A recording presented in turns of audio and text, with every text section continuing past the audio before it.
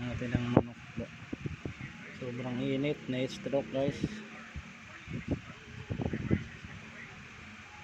Malapit na itong mamatay kanina guys. So binasa ko yung kilikili pati paa ng tubig. Kanina nanginginig na to na mamatay na. Tapos pinhangin na natin guys. Sana maka recover. Mukhang mabubuhay naman guys. Oh. Sobrang init kasi ngayon guys. Namatay na to kanina.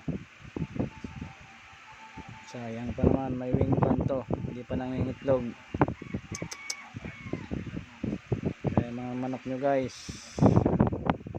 lagi nyong paliguan ng tag-init.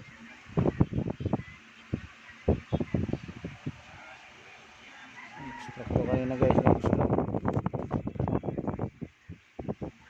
Kaya na electric pat na natin. Mukhang mabubuhay naman guys. Oh.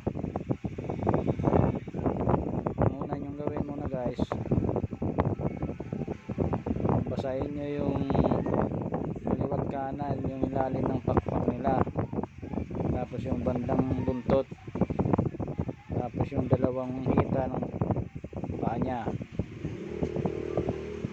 tapos ibabad nyo sa electric fan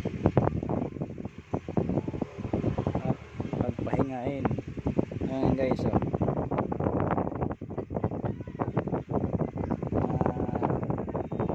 Maya na siya ng konti. Kanina guys, nanginginig na to guys, binabalik-balik na yung ulo niya.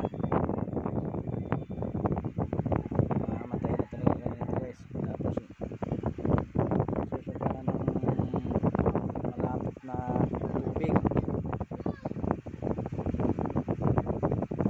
Makarecover naman guys. Bumalik na yung tanong mo niya. Naunat pa rin ang paa guys. Oh. Naunat pa rin ang paa ng nok-nok. Sobrang init kasi ngayon guys. Oh.